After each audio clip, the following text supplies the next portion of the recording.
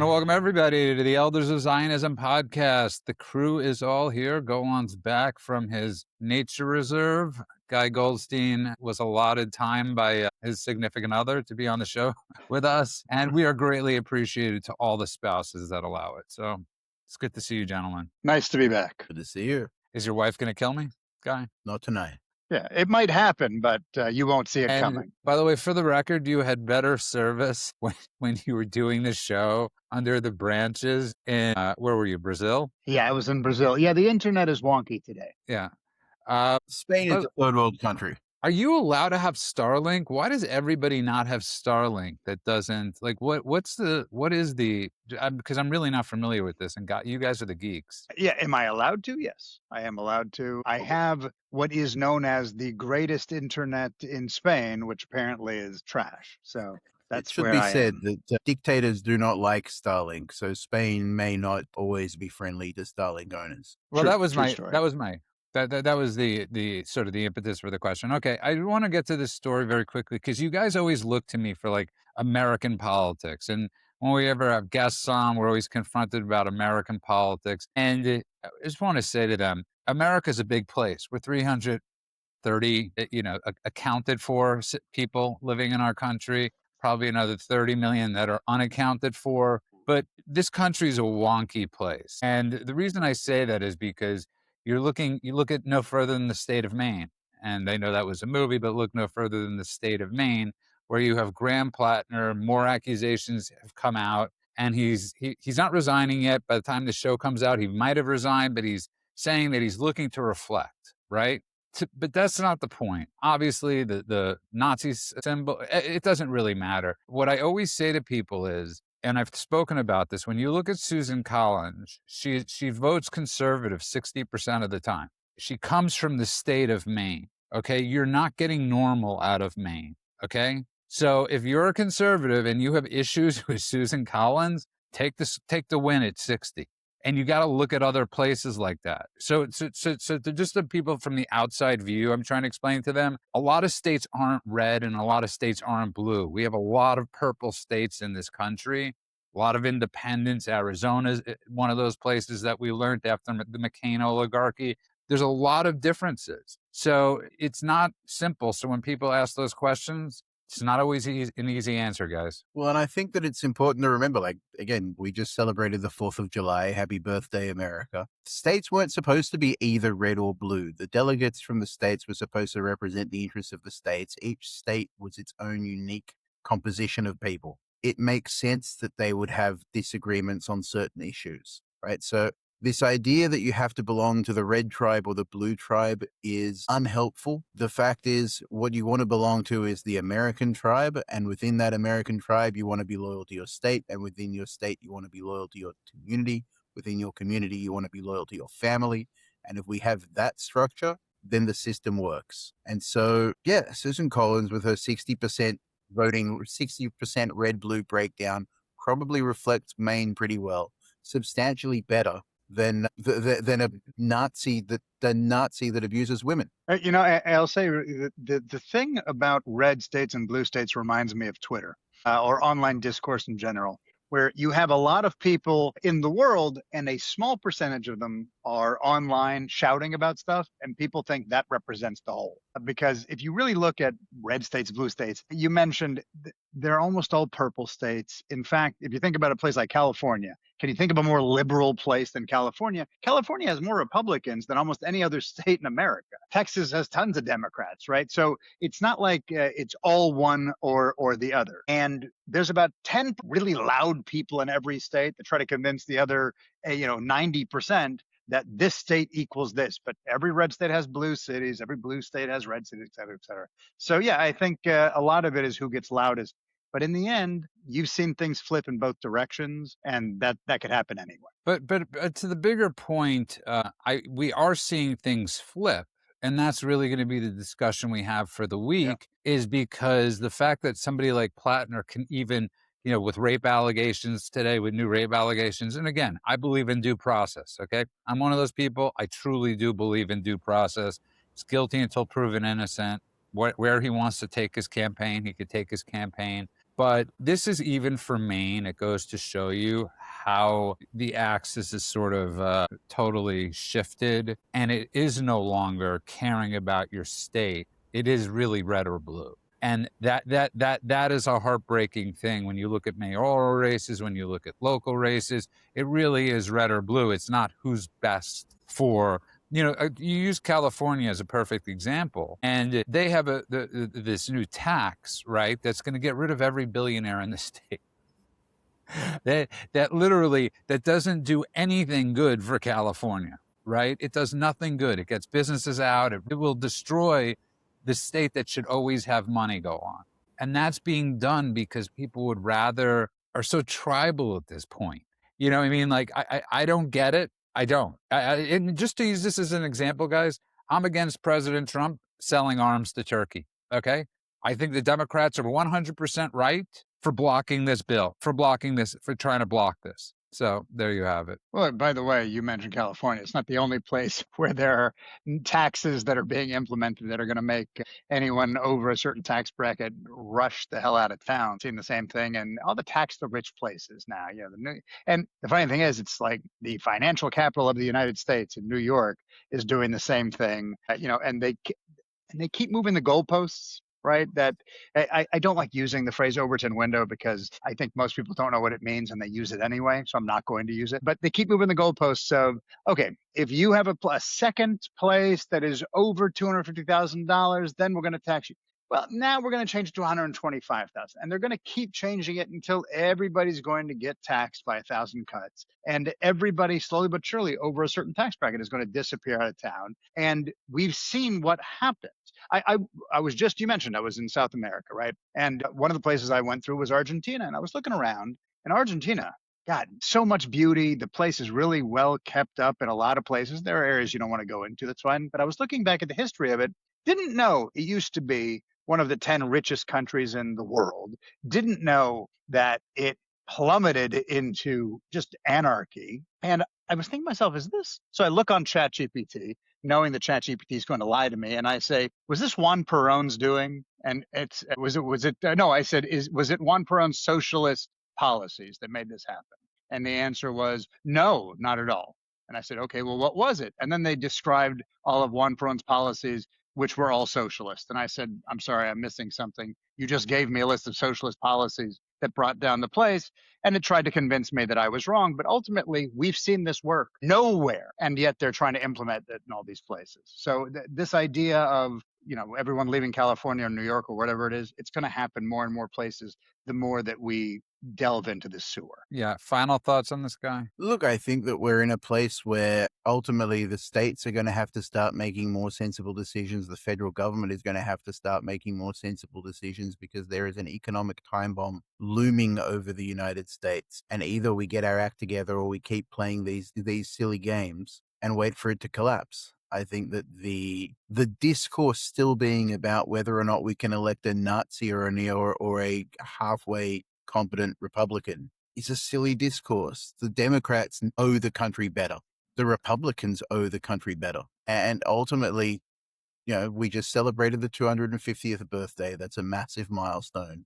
But if there's going to be another 250 years, the discourse needs to shift away from social media nonsense and start looking seriously at the sorts of things that are actually going to undermine the stability of the country over the long term and the short term. Because I don't know that we've got that long left if we don't get our act back together. Well said. I completely agree. And it goes to something when we first started the show, we spoke about is, I think we had an episode about Plattner, like, what is the litmus test now on the left? I mean, like, how much have they lowered it? And we see that obviously with Mamdani and these other democratic socialists. But I want to get to something before we go to that, just quickly, because in the Before news you today. do, I have a question for you, Judah. Yeah, please. Who is the left's Marco Rubio? Who is Because on the right left's- there is a serious camp that is actually looking at getting the United States back on track. Marco Rubio is the person we all like to hold up, but there's Ben Besant as well. Who on the left, who in the DNC is the Marco Rubio that's actually trying to put things back on the tracks? And I'm going to answer to you, you see, because people are going to listen to this and say, well, I'm partisan. I wish there was somebody I could point to. I wish I could say it was Shapiro in Pennsylvania or whoever it is. Obviously, he'll never get there. I don't see them having that candidate. I don't see that. I don't even. I don't think they even have it. I think they wish they did. I think they wish they had somebody that would speak up and say, "This is not okay. What's going on in our party?" You know, it's like you look at Fetterman, right? If you took Fetterman and you made him better looking, you put a suit on him, you took a few different, he would be that guy, but he's not that guy. So the only person I could think of is a Fetterman like type person, but it's not going to be Fetterman. So, and I'm saying this as somebody that wants them to have this. I want to get back to that place where there's a little yin and yang. There's no yin and yang. We've totally lost the yin and yang. So I saw someone ask a similar question on some news program, and the answer they gave actually shocked me because the answer they gave was basically they were asking who's the successful, like centrist, politician coming from that side. They said James Tallarico, and I couldn't believe my ears. but you see, but the same thing happened. You got to remember, it's like the new toy, right? And then you hear what he has to say, and then all the old clips come up of his Sure, insanity, but this of was rural, recent, yeah, and of and that's rural. It was and go ahead. it's Beto O'Rourke syndrome. Well, It's it's like Pete Buttigieg syndrome. It's Beto O'Rourke syndrome. There's a handful of people who have fit into this. This guy could unite everybody until they start talking, and then you're like, yes, oh my god, how did this become our poster child? yeah, it has to do a lot with looks, right? He fits a certain, I don't want to say Buttigieg because Buttigieg obviously has and I'm not using this against him, but he has the gay albatross against him, which he'll never get the black vote in a million years. I mean, if you want to lose the black vote, run a gay candidate. You will lose 96% of the black vote. But they're still yearning for that Kennedy-esque person. That's why Beto O'Rourke, or forget what his Right. real name actually is, was looked at that. Listen, Israel, every country goes through this, right? Why has Netanyahu been so successful for the better part of 30 years of maintaining being the prime minister? It's because he's well spoken, right? He's Yeah. brilliant. He's a genius. And you're looking at Israel having these issues of who's going to succeed, right? In the MAGA movement, it's like you have to stop this idea of like, it's like, I don't know if you're familiar with this in drug use. They always call it chasing the dragon. You chase that Mhm. first hit. And Yeah. when people always say to me, like, what was the best drunk you had? I always say it was my first. And every drinking experiment after that was a mess. It was never going to get compared to the first. And we're always trying to chase that Kennedy, the Reagan, until you say we have to stop. You can't. They're generational people. You can't replace generational people. You can't replace a Michael Jordan. No matter how much you try, you just cannot do it. So you have to find new people, new structure. And in a time like this, there has to be a bold voice. I don't know who it is on the left. I don't. I It's know a it's really good Rubio. question because now it's going to be festering up here. Of what? Of who's there? Of who's Of there? who? I mean, I'm going through. I'm like Jared Polis, Andy Bashir. Like I'm just filtering through a Rolodex of names and then discarding each one as it comes up. And I'm thinking, when am I going to stop discarding?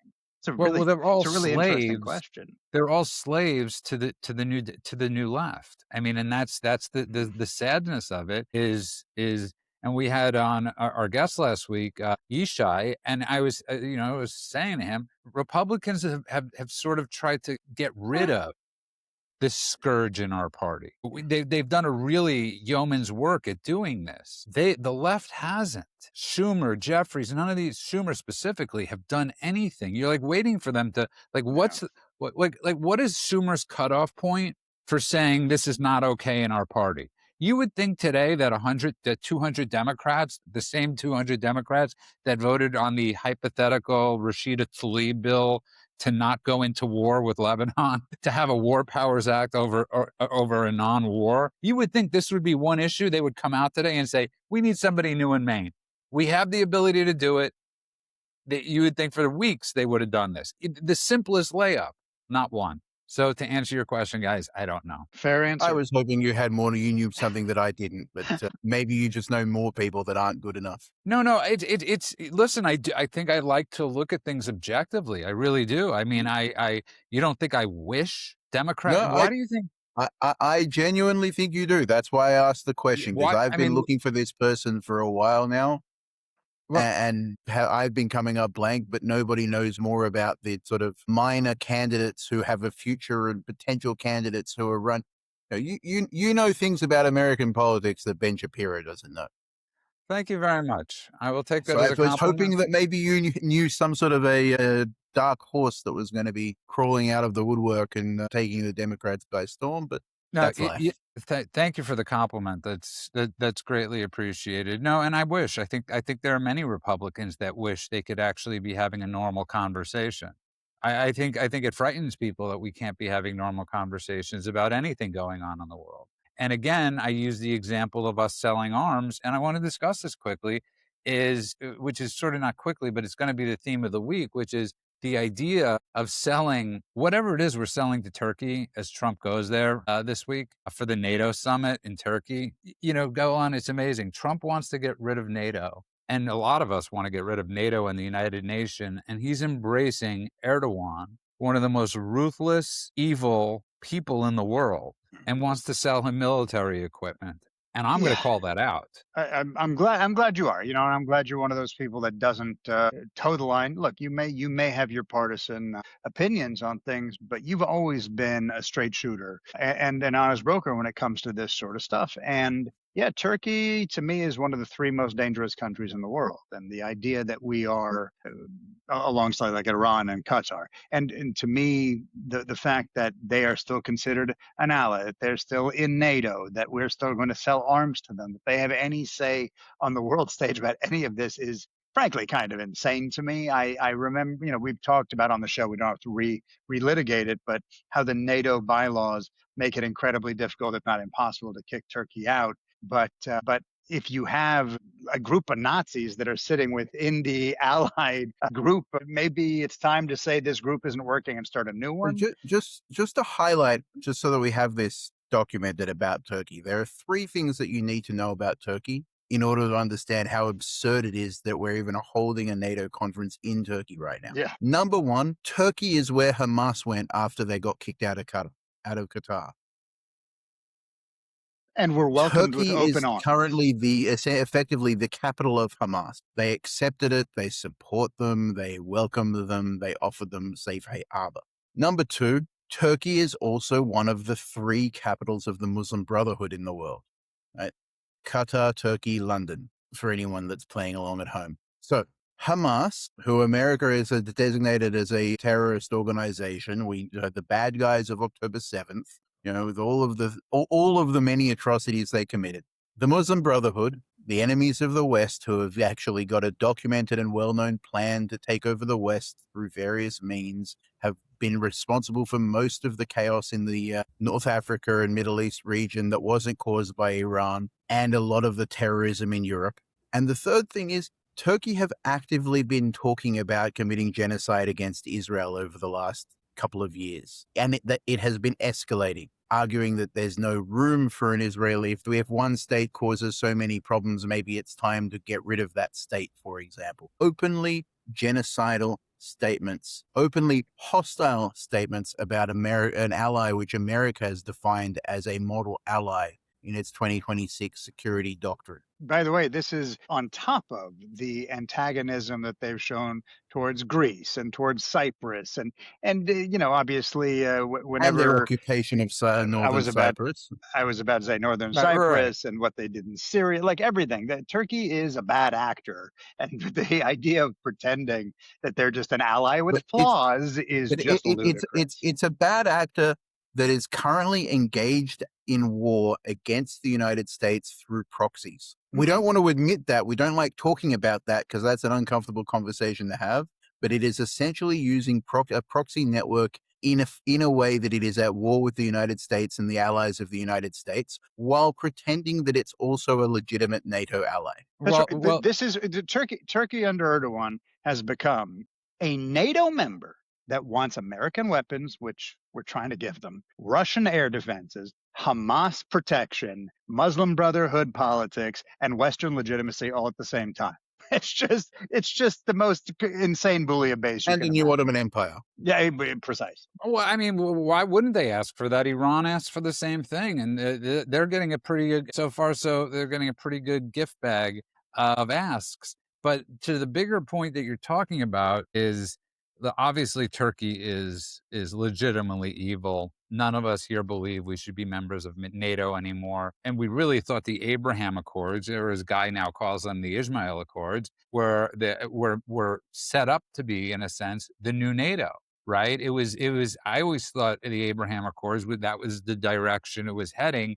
But when you look at local politics, and you look at local politics, I'm talking about in America, and I've been thinking a lot about this all weekend. Yeah, China, Russia obviously have heavily invested in Iran. I don't think any of us are going to disagree on that. They're heavily involved with Turkey, even though they're really not aligned. Communism and Muslim Brotherhood are totally the exact opposites. Fair to say? Sort of. Well, they There's could. an asterisk next to this, which is that communism has always understood the value of using Islamism. Lenin, I believe, had it as a doctrine that in a doctrinal paper he wrote in 1920, suggesting that the Muslims were a useful tool in the revolution that he was trying to bring about. The Islamists used the communists in Iran in the 1979 revolution, and of course Mamdani. Today they've combined forces into a single revolution in the United States. But in theory, they are opposed to one another. But for 100 years, they've been finding common cause to undermine the West. But my question to you This, is by this: the way, but real quick, what Guy just said is incredibly important. I just want to highlight it real quick before we move on from it, which is we've heard for a zillion years that term axis of evil, right? It's this very simplistic thing. It's a group of evil people. They hang out together. They're not an alliance. They're a temporary coalition of evil people that it's convenient for them to be hanging out together. Because if you're looking at, by the way, you mentioned China and you mentioned Iran, but what about Russia and North Korea, and you could keep I thought I adding to. mentioned Russia. I thought I Or mentioned. maybe you did. France, Maybe don't forget France. for sure. And we now new ones are joining, but and the Islamist movements and the Muslim Brotherhood, whatever, all of that, they cooperate not because they agree, but because they have a common enemy, the West, right? The American-led world order, the idea of kind of democracy and goodness and morality. They are against that, and at some point, the enemy, my enemy is my friend. At some point, they're going to. At some point, they're going to have to go against each other. Whenever we hear that there's a Muslim country that suddenly is under civil war and all the refugees leave, and we bring them all in to our civilized communities, and we're like, oh, because they had a civil war, we're like, but you both agree, though, ultimately. It's just which one of you was going to be leading the caliphate? None of them should be coming into our civilized countries. So that's really what we're talking about here. Yeah, well said, both of you. But to the bigger point is this, right? We have documented proof of how much Russia put into what was it, the 2016 election. Let's go back to the 2016 election. It was minimal, nominal amount of money Mhm. to get, and we don't even. I mean, you could probably say they spent money on both parties, right? They were just trying to screw with everybody. We know that to be 100% the truth.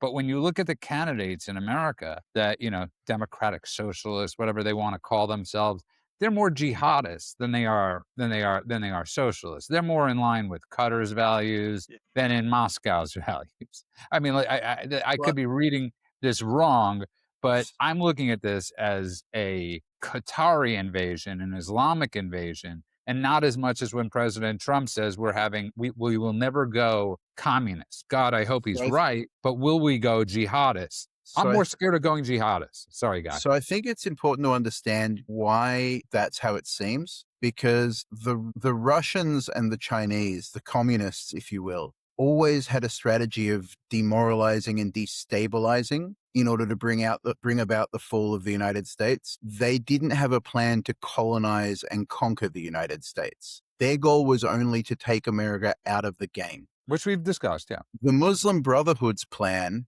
is conquest through democratic means. It's not a secret plan. It's a plan that's been on the record since the 90s. They've been talking about it since well before the 90s, but it's actually on the official record of court transcripts from the Holy Land Foundation trial and FBI wiretaps on secret meetings in which they lay out this plan. So where the communists were only trying to create instability to make America weak, the Islamists actively seek to take power in America. And that's why what you see is in areas where the communists have created that instability, or the democratic socialists, or the agents of chaos writ large, Islamists mobilize in a very different way, and that way seeks to take power. And it's not just the United States, right? I think everybody knows Sadiq Khan by now, the But you look at all of London and jihad their supporting mayors. mayor of London. Yeah. He's been there for a long time now. There's now, I think, 27 or 28 jihad supporting mayors throughout the United Kingdom. This is a systematic By the way, approach. just to sharpen that, you said jihad supporting. When they ran, many of them only spoke about Muslim issues or Palestine or Israel, and not anything having to do with not only their Right. district, but not even their country. Okay, And they were the followed, guy, and the they guy. Can were I just? followed and supported by the George Yeah. Galways and the Jeremy Corbyns, Correct. or in if we translate that to American politics, people like the AOCs. But guy, the bigger point I want to bring up, though, and I'll throw this to you, go on, is this: using Nazi against people isn't working. We've discussed this on the show. You brought this up. You spoke about it extremely eloquently. Calling somebody a communist or a socialist doesn't seem to have much of an effect either. Now, calling somebody an Islamist, which they actually are, might actually move the needle a little bit. Scaring people to death about what's going on with jihad, that actually might scare people a little bit. So here's the reality. We're here to warn you guys of what is coming, of what we see is happening, because it's happening. Okay. As Guy just brought up, go on, look at London, look at Dearborn, Michigan, look at Yeah. Paterson, New Jersey, look at New York City. It's not communism, it's jihadism. And however you want to that, to me, is a very scary thing go on, because we've seen in this country what happens with with jihadism, and people have forgotten really quickly. 9/11 go on, but this isn't Yeah. about Israel. And I always say this to my friend on the phone, like, stop talking to me. It's not about Israel. Okay. Israel is, I'm not worried about Israel. I am worried about America. By the way, this is also how it should be argued, because nobody cares about Israel.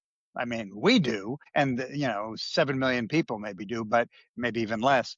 But no, we're not going to convince anybody talking about Israel. So this is the right way to frame it, and it's the accurate way to frame it. Look, I'm writing an article right now, as I mentioned offline with you guys, about how there's no such thing as the Democratic Socialists of America. It was an organization that was founded at one time, still stupid, and I still disagreed with it, but at least it was founded by someone who actually believed in the nonsense that they claimed to be a part of. Since then, like most of the NGOs, if not all, like the United Nations, like many of the groups that we know that are once upon a time were known as benevolent groups, the Human Rights Watch and the Amnesty Internationals of the world, they've all been hijacked, all of them. And Democratic Socialists of America is no different. Now you can say, I'm a DSA, Democratic Socialist of America, and Schumer will be like, hey, at least the young people are coming out to vote, so maybe socialism isn't so bad, and this is all good that all these people are coming in. But what you notice is all the people that are coming in really want to talk about is Gaza. They really want to talk about Israel. They really want to talk about Jews. They really want to talk about Palestine. So you're like, what, is the Democratic Socialist of America just about this one thing? No, but they basically are jihadists, this word that you're talking about, wearing the mask of progressive buzzwords. And they're using all of those things. You'll see Mamdani come out for trans rights. You'll see all of these new people that were just elected come out for let's make breadlines a thing again, as if they care about any of that, when all they care about is subjugation and the caliphate. So at this point, I don't think, sadly, that the word is going to move the needle like socialist, like communist, like Nazi. It's just noise now. And they've done this deliberately, because Well, now every time you use it, even if it's accurate, it just becomes another word in the kind of static ecosystem. this is also the thing that happened, by the way, again, in the UK and Australia. It was the Green parties, which, it was very Right. convenient because all they have to do is print the Shahada on their logo, and they still applied. The Shahada with green background, by the way, is what Hamas wear on their headbands, Yes, that's the headband. just for anyone playing along at home. But yeah, this is a consistent pattern where they find these parties which ostensibly the only value they share is hatred of Western values. They see that these parties have a lot of revolutionary fervor in them. They've moved into the sort of the Leninist stage where there's angry and dispossessed young men and women, because A we now lot of live in an women, age. lot of women, Well, that's right. lot. But once Yeah. upon a time, it was angry and dispossessed young men that I were a know, but you look revolution. at the photos on the But campuses. we have achieved equality. Mazel tov to everybody. Now it's angry and dispossessed men and women which create a revolutionary force. But that revolutionary force has no direction, or had no direction. And it is being steered. It is being steered very Yeah. intentionally by people who are bad actors who play across these things. People whose names we've heard of, by the way. Our mate Neville Roy Singham, who we talked about last week, And many other times as well. lives in China. That's right. Lives in China. But he wasn't Acts. under investigation last week, and you were missing, and That's so we right. still had to We did discuss him. mention your episode to tell Yeah, people to go and watch it, though. yeah. But again, Neville Roy Singham, who is acting on behalf of the CCP and helps coordinate between the Islamists and the socialists. You've got people like George and now Alex Soros, who everybody who have hidden behind the defense Yeah. of calling any accusation of their behavior anti-Semitism, despite it not being anti-Semitic, to call out bad behavior, which, by the way, the left understands when they talk about the right, but they don't understand it when they talk about George and Alex Soros and Alex Soros' horrible wife. Horrible job. That's the one. Even worse than Clooney's wife. And that's a high bar. But that's the thing. There are points of coordination. The Tides Foundation, the Rockefeller Foundation. Yeah. We see the bridges. We know where these bridges are, but we don't know what to do about them because they operate according to the way that the legal system is structured in America today. But we actually so- do know what to do about it. Just we don't have the voices that are screaming about what's going on. And so when you ask me, is there a Democrat candidate that you see as a potential like a Rubio? The reason I answer no is because no one has said, I am going to stand up to this. I am going to call out what's openly happening in front of our eyes. I'm going to say this isn't okay. This makes the anchor baby issue look like child's play. What their great scheme is to do to America. Nothing. You're talking about 1.5 million anchor babies, still too many, or whatever the number is, right? Compared to Islam, the Islamic invasion that's happening across our country right now, very big difference. By the way, one really interesting thing to note about what's happening with the Islamists in the United States, the places where they are actually most active are not the places people think of. Because the place where they have the most opportunity to operate are the places that most value personal liberty and individual freedom. And so Texas, for example, is a massive target, despite the fact that Texas is still a very red state with very red values. But because those red values, American red values, support freedom of religion, freedom of expression, freedom of action, freedom of association. They're big on freedom in Texas. Well, the Islamists take advantage of that to plan things like the West Plano Muslim colony. I know it's supposed to be called something else, but it's just a colony. Correct. Yeah, and it's actually, can we talk about this for just a second? I don't know if our audience, I don't know if our audience is aware of it. Can you get into a little bit of the details of it? I'm happy to do it as well. Look, it's a project that's been promoted for some time by people who are by Islamists who are, I believe, actually directly associated with the Holy Land Foundation, or were part of the unindicted co-conspirators with the Holy Land Foundation, for what's called the East Plano Islamic Center, where the idea is to build a massive Muslim community center that they've bought all the land around it, and they plan on selling it in ways that somehow they don't discriminate against non-Muslims who want to move into that community, but they do provide benefits to Muslims in such a way that if you weren't a Muslim, it might not be worth living there.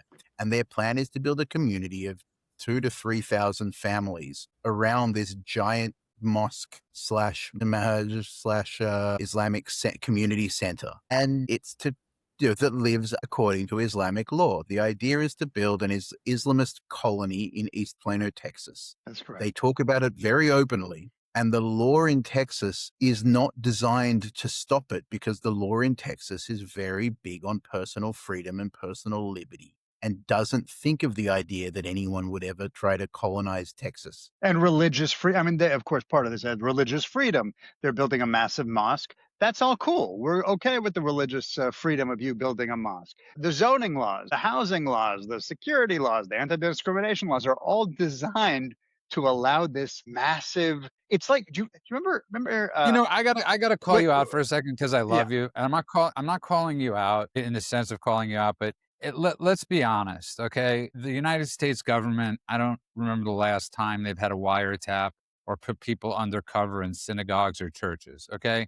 They have to do that with mosques. They don't have to do that with synagogues. I mean, so yes, So how does that I'm not calling me okay. out? I'm talking What? about how the Texas laws are designed to actually tie Texas's hands. And this thing that they've called No, I wasn't the calling you epic out. I'm city. saying we're okay, like saying we're okay with these things.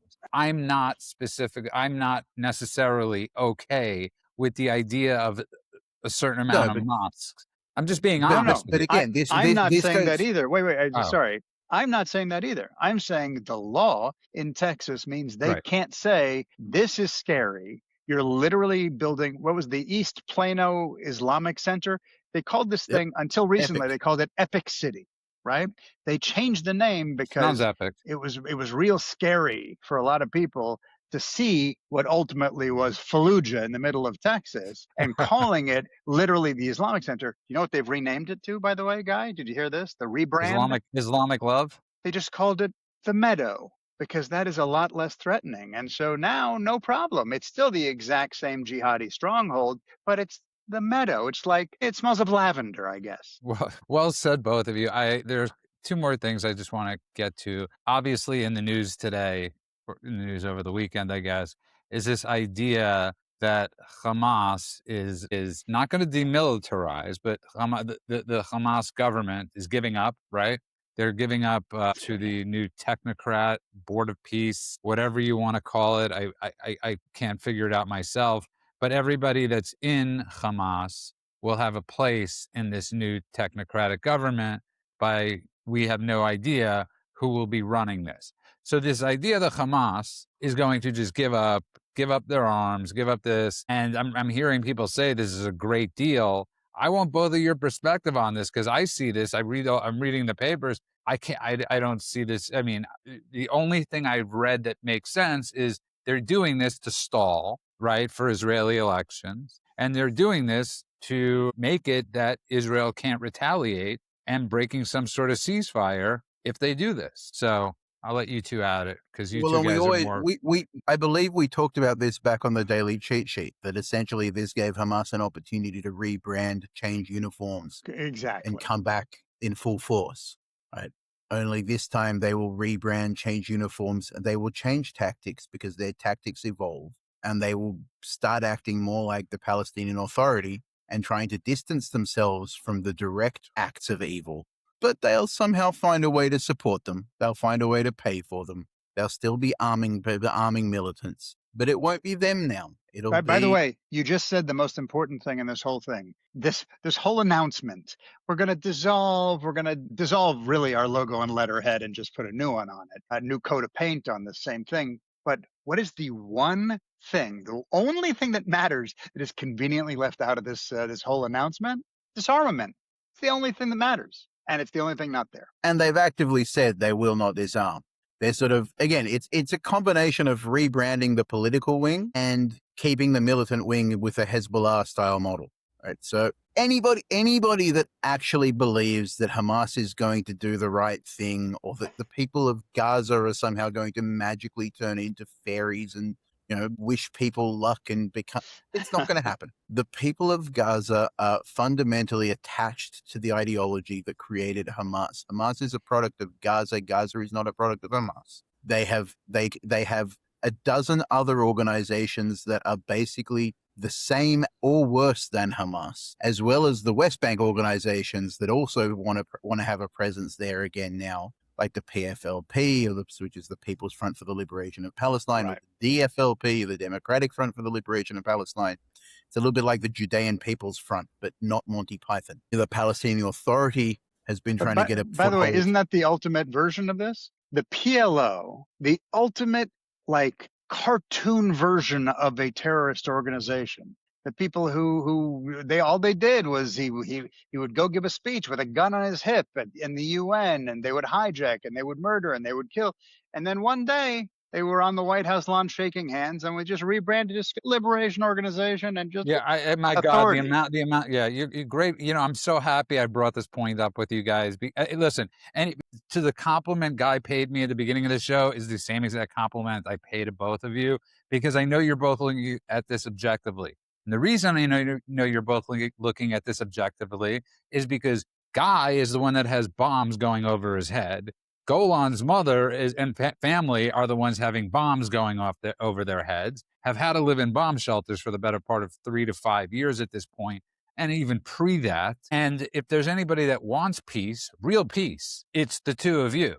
I mean, obviously me too, but it's the two of you. You have, and listen, I also have skin in the game with family there. Yeah. So I'm really happy with, I'm not happy with your answer. I wish you would have said something else, but You know, I'll tell you something really interesting that's happening thanks for in Israel. disappointing me, guys. Go ahead. I will tell you something really interesting that's happening in Israel right now. There is a whole conversation in Israel amongst young people in particular who have already started dreaming of visiting Beirut, right? And I think this is one of the things that people do not understand about Israelis. They're not holding grudges, and they love the idea of peace. The moment that Dubai and Israel, the UAE signed a treaty with Israel, in the next year, I believe 2 million Israelis flew in and out of Dubai. Right. The desire of Israelis to not only make peace, but to build relationships with their neighbors is something that you could not imagine. It's really hard to imagine. And the fact that just the framework agreement with Lebanon has already created this discourse of Israelis talking about going to visit in Lebanon, and how much they're looking forward to the nightlife in Beirut, and how much they're looking forward to seeing the countryside in Tyre, right? That's where the discourse has gone.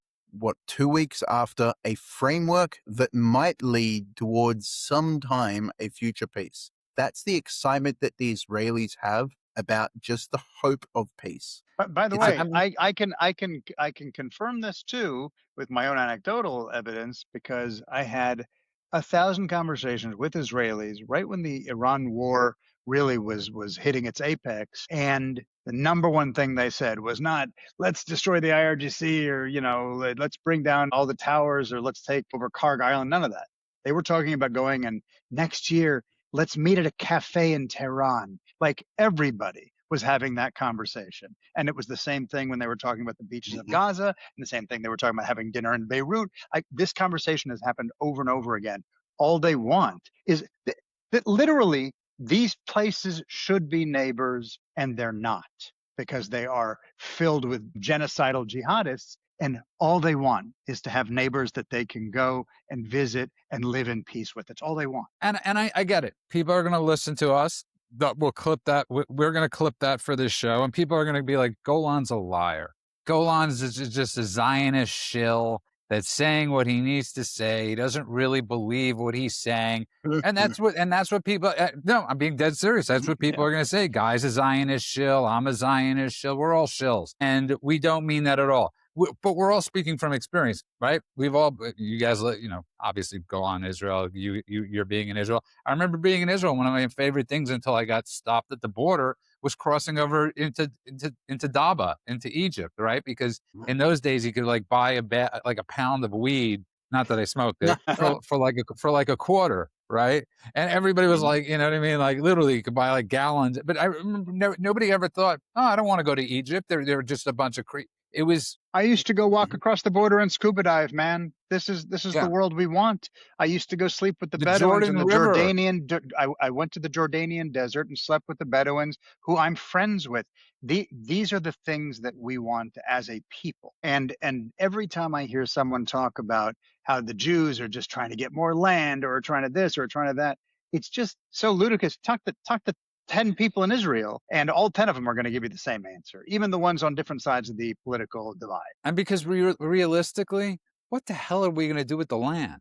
Okay. I mean, honest to God, if you gave us, I mean, what would we do with that land? I mean, we could build things for other people, but what are we actually going to do with that land? Because we're always needing. Yeah, and we're doing okay already. What are we, the 22nd biggest GDP in the world? Like, it's not like we need more land to do it. We're fine. Just leave us Yeah, alone, and we're th- fine. th- that's exactly right. And lastly, unless you guys had something you wanted to bring up that I might have missed out on, again, I just need to say it's really crazy. Graham Plattner being accused of rape, and there isn't a mass calling for him to be dropped out of the Senate. By the time this comes out, maybe he'll have dropped out, but it's very rare that a guy with a Nazi tattoo on his chest that says he will self-reflect will ever have any self-reflection.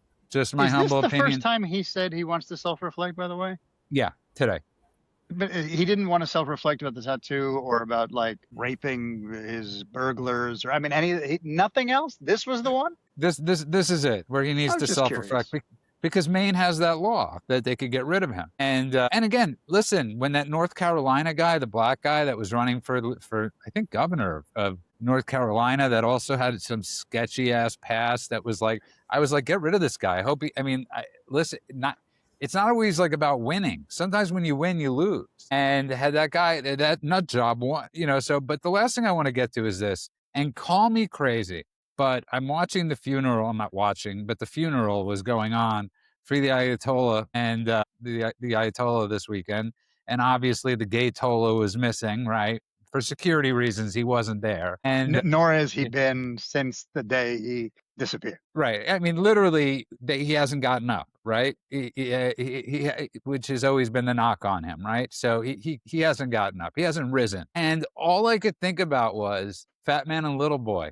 This would have been the perfect time to take out. And yes, people, I know you'll call me a genocidal Jew because there were kids on the ground or there were whatever on the ground. If you were at the Ayatollah's funeral, I don't care what age demographic you are, you're evil, you support evil, and you will become evil. I have generations to show you that. Generations. So, Guy, we missed a perfect opportunity to have peace in the Middle East this weekend by not just dropping Fat Man and Little Boy or whatever bomb you want to call it right now and just bombing them into the Stone Ages. We don't even need to blow up their infrastructure. We didn't need to do anything that President Trump is threatening to do. We just had to take out everybody. Look, and we could have gotten Jackson Hinkle had we taken out the Hassan Nasrallah's funeral. I agree with you. I think that if you look consistently at the funerals of these terrorist leaders, they are constantly attended by swarms of terrorists, almost exclusively fighting age males. In the case of senior clerical figures, also raping age males. I don't know why we don't understand that if this is the way to gather all the targets together. Anyway, all of these people are on target lists somewhere eventually. This is It the saves a Mossad lot of wet time and dream. effort if you This just was the wait for them. Mossad wet dream this weekend. Okay, like the Mossad couldn't have But again, they didn't do it at Nasrallah's funeral either because the West has lost its willingness to kill evil people because it's lost the ability to identify and declare that something is evil. If the West was better at saying these people are evil, this is evil, we see 1,000 evil people or 50,000 evil people gathered together in one place. And I'm not saying that all the people who follow Shiite Islam are evil, but the people that get invited to the funeral because there is limited space at these funerals. Nasrallah could only fill one football stadium. Well, the top 50,000 supporters of Hassan Nasrallah, I hate to break it to you, they're all terrorist supporters. All of them. Every last one, every man, woman, and child that was in that stadium, including the foreigners, were all there to show their love and support for one of the greatest terrorists of the last century. And right now, by the way, you said thousands. According to some of the news thousands. sources, it was millions of people who showed up for Khomeini's the funeral that happened on Monday. I'm sorry. I know, millions of people. There's got to be a bunch of people in there who just were sad about the government. I'm like, if you had 7 months ago tens of thousands of people rounded up and just summarily murdered by this government, and then they're doing a funeral for the guy who ran the very government who murdered 40,000 people in one day, and you show up, sorry, you deserve to eat Fat Man and Little Boy for breakfast. Yeah, and you deserve it for the people that you've slaughtered. This isn't like, I mean, this is what Little Boy. We can use conventional weapons too. Though there are big enough bombs in America to not have to open up I the mean, obviously, no we're nuclear referring dragon. to Guy. We're referring to modern day Fat Man and Little Boy. We're not saying that they should be exposed for decades to radioactive. You're right. We have far more That precise. might Now still we improve the can't quality of life make in Tehran. we can't make the place glow in the dark because we got to go to the cafe in Tehran next year. But notice what they were saying at the funeral too, as if we didn't need the primer. We Kill will America, rise kill Trump. again. Death to USA, death to Trump, death to Israel. You know, they calling everyone a martyr. All the buzzwords that tell you that this is not a funeral, it's a big old target. And the fact that we didn't By take the way, advantage of it is sad. which the Western media will all report as being the result of the war, not something that pre-existed, not a pre-existing condition. Okay, Right? and just to close up, just to close up shop. This shouldn't be. I shouldn't have to be a Jewish Zionist that should be saying us selling arms to Turkey is a bad idea. Okay, like in the Republican Party. Like if you're in the Republican Party and any part of you thinks selling weaponry to Turkey is a good idea, and then says it under the guise. You see, here's the problem. Like you can't win.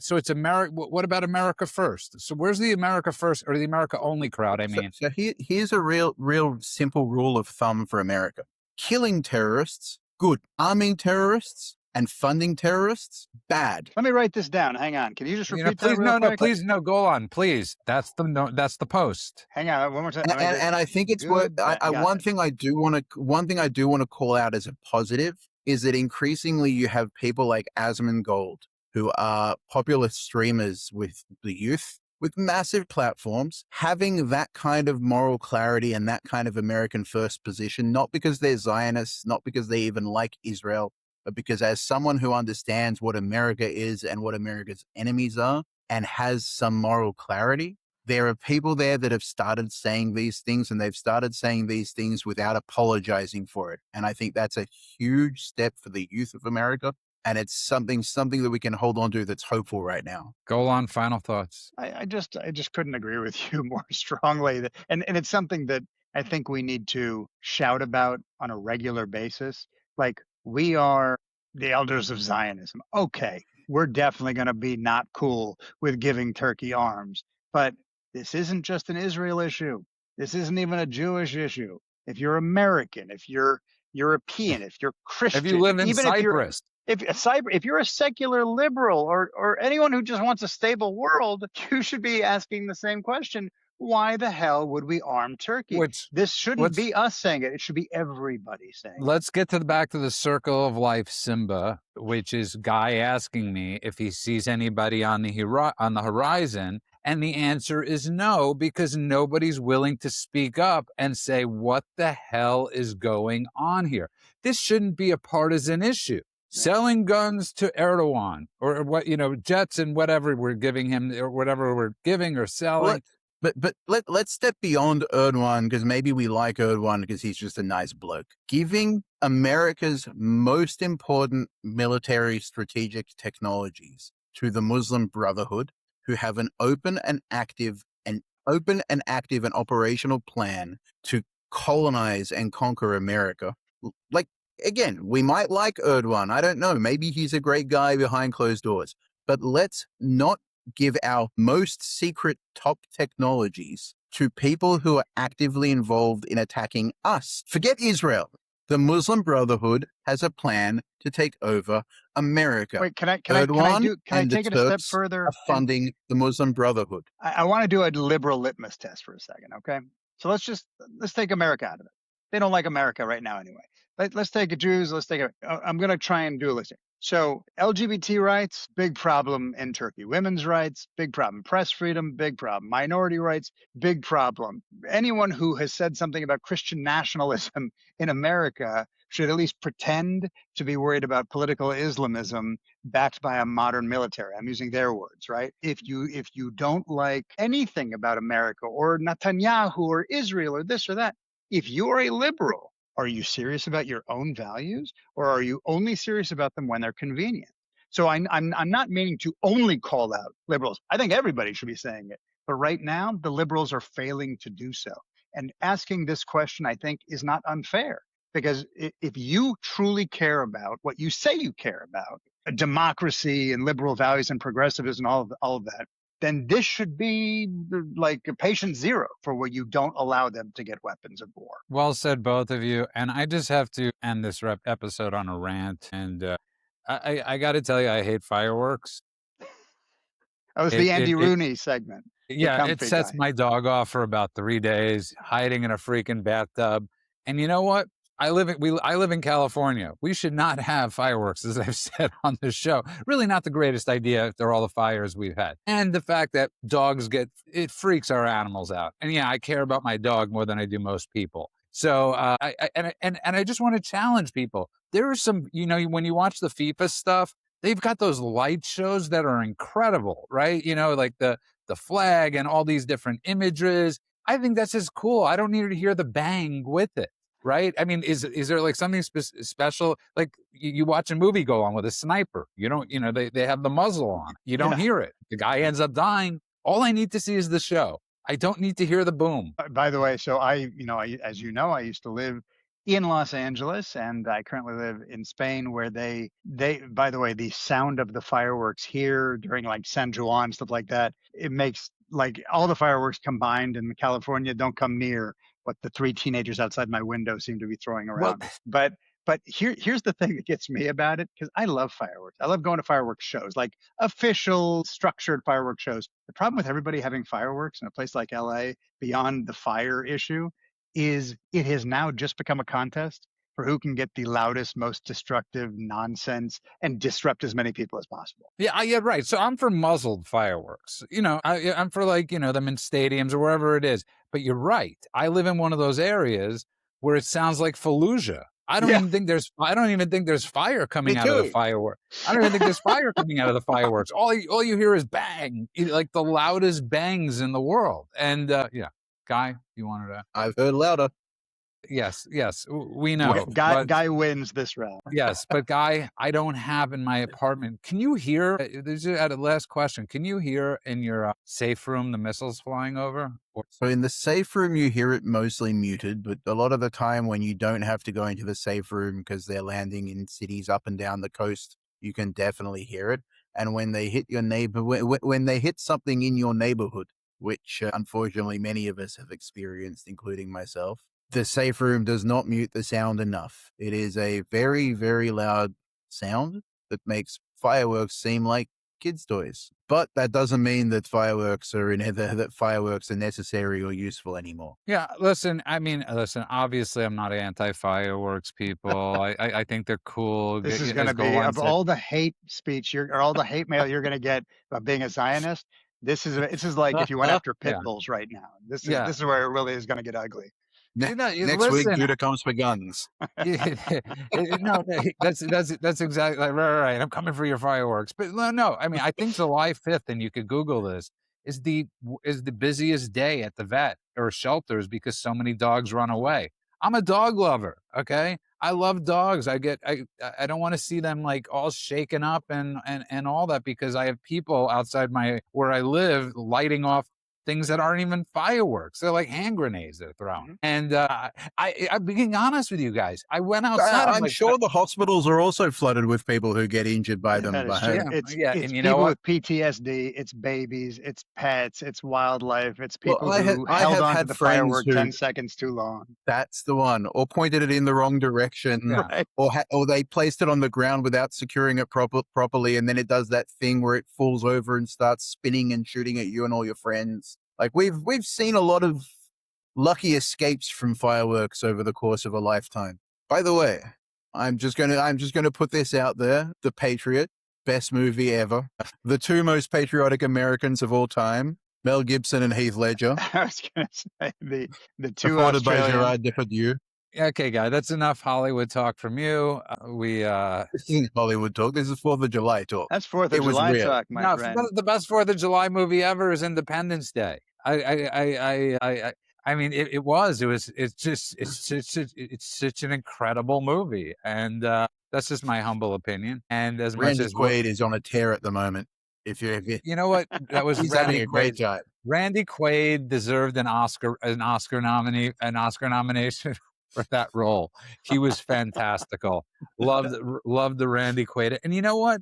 Can I tell you He's something though about Randy Quaid? I don't care how crazy he is. He's freaking hysterical. he's Okay, a method actor. He's embodied that role ever since he played it in the movie. put that man up. In I put national, that man. ever since National Lampoon's Yeah, I mean, Christmas he's great. Vacation. He's just a Yeah, kingpin. Everything he's been yeah. in. I mean, there was that one he was in with Bill Murray. Remember, was it with Jason Robards and Gina Davis? Where Quick it was called Change, Quick Change. unbelievable movie that nobody knows. Bill Murray's only directorial credit, co-directed.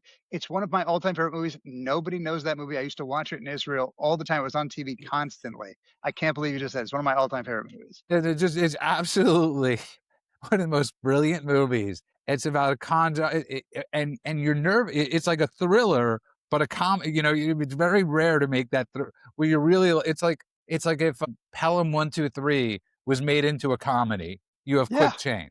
Good yeah. way of saying it. That's a Okay. pretty good way of saying it.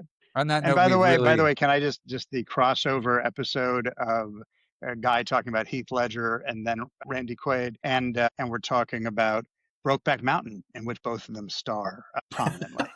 All right, go ahead. I gotta be honest. I have never seen it, and I have no. And I I was at have the no. premiere. I have no plans on seeing it. That's great. I'm happy for you.